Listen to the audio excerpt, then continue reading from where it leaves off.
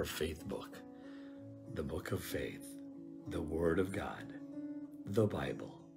Magandang araw mga kapatid. Ang ating pong FBK ngayong araw ng linggo, Abril 6, ay matunghen po natin sa Pahayag, Kapitulo 2, talatang 1 hanggang 3. Revelation, chapter 2, verses 1 to 3. Ang ito po sinasabi sa Tagalog, isulat mo sa anghel ng iglesia sa Efeso. Ito ang sinasabi ng may hawak ng 7 bituin sa kanyang kanang kamay at lumalakad sa gitna ng 7 ilawang ginto. Alam ko ang mga ginagawa mo, ang iyong mga pagkapagal at matiyagang pagtitiis. Alam kong hindi mo kinukonsinti ang masamang tao. Sinubok mo ang mga nagsasabing sila'y apostol at napatunayan mong sila'y huwad. Alam ko ring matiyaga ka. Nagtiis ng maraming hirap alang-alang sa akin at hindi ka sumuko. Yan po ang Pahayag, Kapitulo 2, talang 1 hanggang 3. Ang ating pong serye sa buong linggong ito na papasok ay tungkol sa pag-ibig natin sa Diyos na dapat hindi nagmamaliw. Ang unang-una pong iglesia na pinag-usapan natin, ayon dito po sa ating binasa, ay ang iglesia sa Efeso. Ang iglesia po sa Efeso ay matatagpuan po natin sa mga gawa, Kapitulo 19 at 20, na doon itinatag ito ni Apostol Pablo. At ika nga ni Pastor Odi Menias kahapon sa ating part 1 ng ating preaching, ang nagpatuloy sa iglesyang ito ay si Timoteo.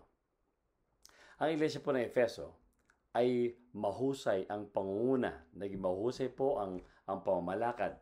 Sa katunayan, ang sinabi nga ng Panginoong Hesus dito, ayon sa sinabi sa Pahayag chapter 1, na siya yung nagsasalita nito, siya yung lumalakad sa gitna ng 7 ilawang ito at minamatyag niya yung 7 iglesia na ito. Ang unang iglesia ay ang Efeso. Yung 7 bituin ay napapatunay po doon sa kapangyarihan ng Diyos na gumagabay doon sa 7 iglesia. At ito rin ang 7 ilawang ginto. Ilawan dahil ito po mga iglesyang ito ang tanglaw at ilaw doon sa madilim na mundo ng Asia Minor, na ngayon po ay Turkey na, ang bansang Turkiya. Ang Panginoong Hesus po ay nakakita ng magagandang bagay tungkol sa iglesia ng Efeso. At isa sa pinakamagandang bagay na nakita niya po, yung unang-una, yung binasa natin, ay tungkol sa kanyang pagkapagal at pagtitiis. Siguro yung mga hirap na dinanas nila, bilang matapat na tagasunod ni Kristo, yung pagkapagal at pagkapatuloy ng ginagawa nila para ipangalat po ang mabuting balita at pagtitiis dahil maraming mga tao sa paligid nila marahil ang umuusig sa kanila at pinahihirapan sila.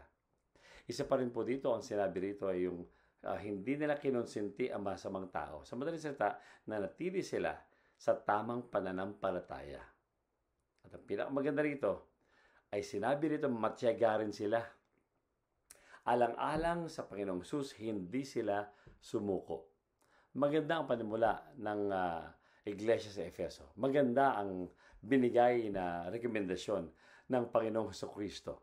Dahil sila po ay mapagtiis, sila po ay mapagkilatis, sila po ay matibay sa pananampalataya at hindi sila sumusuko. Sana po ganoon din tayo lahat.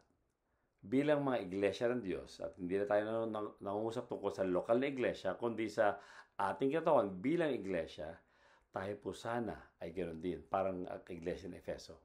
Mapagtiis, hindi mapagkonsinti sa masamang tao, mapagpagal, matyaga, di ba alang-alang sa ating tagapagligtas, ang Panginoong Hesus. Yan po ang sanang binibigyan natin ng kahalagahan. Sa gabing ito, umagang ito, sama kinanonood, maunawaan natin na mahalaga po na makita ng ating tagapagligtas sa Panginoong Hesus ang pagtitiis. Dahil binigay niya ang kanyang buhay sa atin, ganoon din ibigay natin ating tunay na buhay katapatan sa Kanya. Kaya nga po, ang ating FBK noong araw ng linggo kahapon ay tungkol po sa Sundays, Sundays Seer with FBK. Ang Sunday's seer, yung nakakakita, ay yung Panginoong Hesus.